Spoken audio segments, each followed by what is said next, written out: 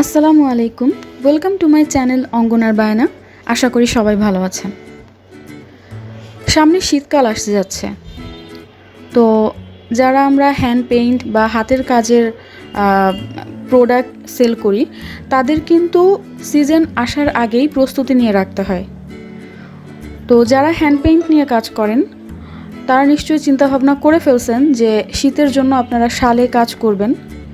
আজকে আমি খুব সুন্দর একটা ব্লু কালার উলের শালে পেন্টিং করে দেখাবো। যেহেতু শালের ফেব্রিকটা অনেক মোটা হয়, মোটা বলতে বেশ ভালোই মোটা হয়। উলের শালের কিন্তু আবার কিছু ধরন আছে, কোনোটা থাকে একটু বেশি খসখসা টাইপের, একটু মোটা, আবার কিছু আছে যে একটু পাতলা সফট। হ্যাঁ, তো এটা কিন্তু সফট, এটা অনেক বেশি মোটা না। হ্যাঁ, এটা খুব সফট নরম একটা উলের শাল এবং এটা পরতে বেশ আরামদায়ক। আর এই শালটার থিকনেসটা কেমন এটা আপনারা নিশ্চয়ই দেখে বুঝতে পারছেন। এখন এটার মধ্যে আমি কিভাবে হ্যান্ড পেইন্ট করেছি এবং তার জন্য আমি কালার মিক্সিংটা কিভাবে করেছি, সেই সব কিছু ডিটেলস আমি আজকে এই ভিডিওতে আপনাদেরকে দেখাবো। তাহলে চলুন আর বেশি দেরি না করে ভিডিও শুরু করা যাক।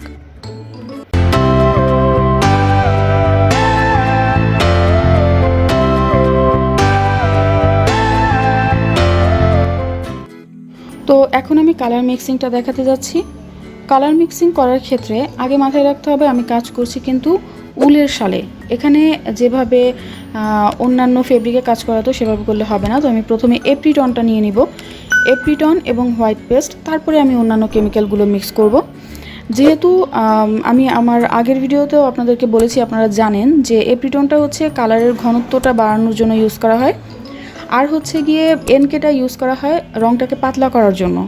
তো এখানে যেহেতু আমার বেশ ঘন করেই রঙটা বানাতে হবে, তো আমি এখানে হচ্ছে এপ্রিটনটা নিব। এই যে দেখুন আমি কি পরিমাণ এপ্রিটন নিচ্ছি, আগে কিন্তু আমি ব্রাশ দিয়ে এপ্রিটনটা নিয়ে নিয়েছি। তো এপ্রিটনটা এই পরিমাণ নিব, নেওয়ার পরে আমি হচ্ছে হোয়াইট পেস্টটা নিব। আপনারা পরিমাণটা দেখে নেন, প্রথমে নিয়েছি কিন্তু এপ্রিটন, এখন নিব হচ্ছে হোয়াইট পেস্ট। আর হোয়াইট পেস্ট এটার সাথে অ্যাড করব। অ্যাড করার পরে যখন মানে এনকে বাইন্ডারটা মিশাবো, তার আগে এপ্রিটন আর হোয়াইট পেস্টটা খুব ভালোভাবে মিক্স করে নিব। তার কারণ হচ্ছে এইটা যে এপ্রিটনটা কিন্তু বেশ ঘন আঠার মতো, হ্যাঁ, আইকা আঠার মতো। এখন এইটাকে যদি আপনি আগে থেকে হোয়াইট পেস্টের সাথে মিক্স না করে নেন, তাহলে হবে কি, যখন এনকে বাইন্ডারটা পড়ে তখন জায়গায় জায়গায় একটু দলা দলা থাকতে পারে। এটাকে খুব ভালো করে মিক্স করে নিতে হবে। এজন্য হোয়াইট পেস্টটা আর এপ্রিটনটা আগে খুব সুন্দর করে মিক্স করবেন। মিক্স করার পরে তারপরে হচ্ছে গিয়ে এনকে বাইন্ডার অ্যাড করবেন। তো এনকে বাইন্ডারের ক্ষেত্রে আমি বলবো এখানে কিন্তু এনকে বাইন্ডার অল্প দেওয়া হয়েছে, মানে বাইন্ডারটাও কিন্তু এনকে থেকে একটু বেশি দেওয়া হয়েছে, কারণ বাইন্ডারটা একটু ঘন আর এনকেটা একটু পাতলা। তো যেহেতু আমি বেশি পাতলা করতে পারবো না, কারণ উলের শালের ক্ষেত্রে আমি যদি বেশি পাতলা করি তাহলে কি হবে, রঙটা ছড়িয়ে যাবে এবং নিচের দিকে বেশিরভাগ রঙটা চলে যাবে, তখন কিন্তু ডিজাইনটা ভালো দেখাবে না। আর আমি এখানে যে ফুলটা করছি ডেইজি ফুল, তো এটা একদম পিওর সাদা হবে, সাদা ডেইজি ফুল করছি আমি। তো রঙটাকে আমি দেখুন যে কিভাবে এটার মিশ্রণটা অ্যাড করছি হোয়াইট পেস্টের সাথে। তো এখন আমার হোয়াইট পেস্ট আর হচ্ছে গিয়ে এপ্রিটন দেওয়া শেষ, আমি এখানে আরও খানিক হোয়াইট পেস্ট অ্যাড করে নিচ্ছি। তারপরে হচ্ছে এর মধ্যে আমি এনকে এবং বাইন্ডারটা নিব। এখন এনকে বাইন্ডার পরিমাণে অল্পই নিতে হবে। আপনারা দেখেন যে কি পরিমাণ রঙের জন্য কি পরিমাণ এনকে বাইন্ডার নিতে হবে। তো এনকে বাইন্ডার দিয়ে ভালোভাবে মিক্স করছি। মিক্স করার পরে এই যে যেই ঘনত্বটা দেখতে পাচ্ছেন, ঠিক এটাকেই আমি এখন আমার চাদরে অ্যাপ্লাই করব। এবং সেমভাবে আমি অন্যান্য কালারগুলো বানিয়ে নেব।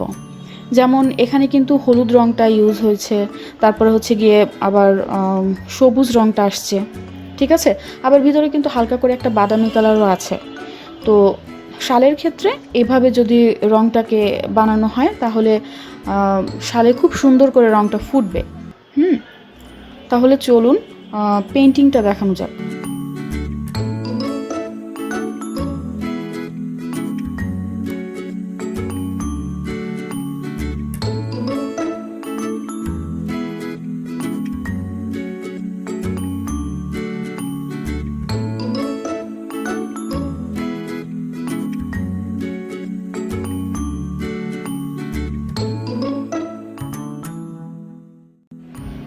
তো আমি যেই ব্রাশ দিয়ে পেইন্টিংটা করব, বিশেষ করে ফুলটা আঁকবো, সেই ব্রাশটা আপনাদেরকে দেখিয়ে দিচ্ছি।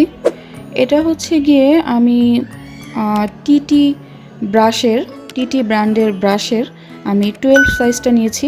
এবং আপনারা এটার মানে এটা দেখুন, শেপটা দেখুন, যে শেপটা দেখলেই বুঝতে পারবেন যে কেন আমি এটা নিয়েছি। কারণ ফুলের যে পাপড়িটা, এটা আঁকার জন্য আমার এই শেপের ব্রাশটা বেশি ইম্পর্ট্যান্ট মনে হয়েছে। তো অনেকে আমার কাছে ব্রাশের সাইজ জিজ্ঞাসা করেন, কিন্তু আমি সাইজটা অনেক সময় অ্যান্সার দিই না। কারণ এই ফুলটাই যদি আমি আরেকটু ছোট করে আঁকতাম, তাহলে এই ব্রাশের এই টিটি ব্রাশটাই আমার হচ্ছে গিয়ে 12 জায়গায় হয়তো আরও ছোট সাইজ নিতে হতো। তো এখানে আসলে সাইজটা ইম্পর্টেন্ট এই জন্য আমি মনে করি না, কারণ ফুলের পাতাটা বড় হচ্ছে না ছোট হচ্ছে সেটার উপরে অনেক কিছু ডিপেন্ড করে। আমি এখানে যে ব্র্যান্ডের ব্রাশটা নিয়েছি এবং যে শেপটা নিয়েছি, যেই শেপের ব্রাশটা নিয়েছি, আমি সেটা আপনাদেরকে দেখিয়ে দিলাম। কারণ ব্রাশের শেপটা অনেকটা ইম্পর্ট্যান্ট। ব্রাশের শেপ যদি ঠিক থাকে, তাহলে যে কোনো জিনিস আঁকতে আপনার কাছে অনেক বেশি সহজ হয়ে যাবে। আর যদি ব্রাশের শেপটা আপনার আঁকার মোটিভের সাথে বা থিমের সাথে যদি না যায়, তাহলে আঁকাটা বেশ একটু কষ্টসাধ্য হয়ে যায়, বা ওই শেপটা আনা খুব একটা সহজ হয় না। যে কারণে ব্রাশের শেপটা ঠিক থাকাটা জরুরি। তাহলে হচ্ছে আপনি যেই থিমটা নিয়ে কাজ করছেন, সেক্ষেত্রে আপনার আঁকাটা অনেক বেশি সুন্দর হয়। অন্য কোনো ব্রাশ দিয়ে যে করা যাবে না ব্যাপারটা এরকম না, করা যাবে।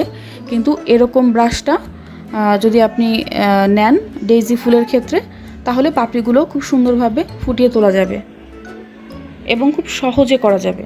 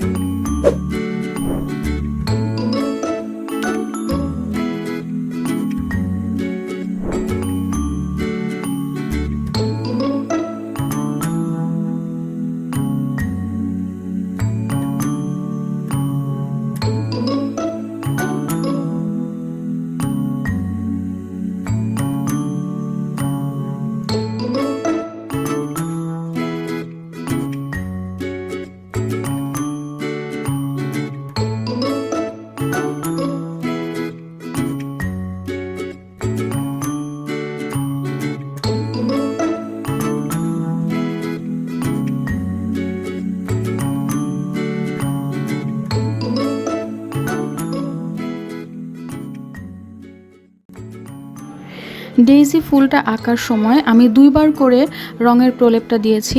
একবার রঙটা দেওয়ার কিছুক্ষণ পরে আরেকবার দিয়েছি, কারণ যেহেতু ফুলটা একদম সাদা ধপধপে হবে, দেখতে সুন্দর লাগবে। কিন্তু এখানে আমি যে অন্যান্য কালারগুলো ইউজ করেছি সেটা একবার করে দিয়েছি। যেমন এখানে পাতা, ডাল থেকে শুরু করে মাঝখানের হলুদ ফুলের মাঝখানের অংশটা, তারপরে হচ্ছে গিয়ে যে হালকা ব্রাউন কালার ইউজ করেছি মাঝখানে, এই সব কিছু আমি একবার করে দিয়েছি। আর পাতাগুলোও একবার করে দেওয়াতে খুব সুন্দর ফুটে উঠেছে। কিন্তু যেহেতু সাদা রঙটা হালকা একটু ব্লার হয়ে যাবে, তো এই জন্য সাদাটার উপরে আমি আরেকবার দিয়েছি, যাতে সাদাটা খুব সুন্দর হয়। তবে এখানে আরেকবার দেওয়ার কারণ আছে, কারণ ডেইজি ফুলের পাতাটা আমি যখন প্রথমবার এঁকেছি তখন জাস্ট পাতার শেপটা দিয়েছি, এবং দ্বিতীয়বার যখন দিয়েছি তখন পাতার এক সাইডে রঙটা বেশি দিয়েছি এবং আরেক সাইডে রঙটা ছেড়ে দিয়েছি, যাতে করে পাতাটা দেখতে আরেকটু বেশি রিয়েলিস্টিক, একটু সুন্দর লাগছিল। এই জন্য আমাকে দ্বিতীয়বার ফুলটাকে আরও উজ্জ্বল করার জন্য এবং পাতাটাকে আরেকটু সুন্দর করার জন্য আমাকে দ্বিতীয়বারও প্রলেপটা দেওয়া লেগেছে। ঠিক আছে, তাহলে এই ছিল হচ্ছে আমার শালের ফাইনাল লুক। দেখতেই পাচ্ছেন যে শালটা কতটা সফট এবং সুন্দর একটা কালারের মধ্যে সাদা রঙটা কতটা সুন্দর ফুটেছে। যেহেতু এটা ব্লু কালার ছিল, ব্লুর মধ্যে সাদা ডেফিনেটলি অনেক সুন্দর ফুটে। তো যদি কেউ এই শালটা অর্ডার করতে চান তাহলে অবশ্যই অঙ্গনার বায়না ফেসবুক পেজ থেকে আপনাদের অর্ডার করতে হবে। আর হচ্ছে এই শালটার ডিটেলস আপনারা অঙ্গনার বায়না ফেসবুক পেজেই পেয়ে যাবেন। যদি এই ভিডিও নিয়ে আপনাদের কোনো কোশ্চেন থাকে, কোনো কিছু বুঝতে পারেননি বা কোনো সমস্যা থাকে, তাহলে অবশ্যই কমেন্ট বক্সে জানাবেন। ইনশাল্লাহ আমি অ্যান্সার দেওয়ার চেষ্টা করব। আর পরবর্তীতে কোন বিষয়ে ভিডিও দেখতে চান সেটাও কমেন্ট করে জানাবেন। ইনশাল্লাহ চেষ্টা করব সেই ভিডিও নিয়ে আসার জন্য। তাহলে সবাই ভালো থাকবেন। আজকের মতো এইটুকুই। ইনশাল্লাহ দেখা হবে আবার নতুন ভিডিও নিয়ে। আসসালামু আলাইকুম।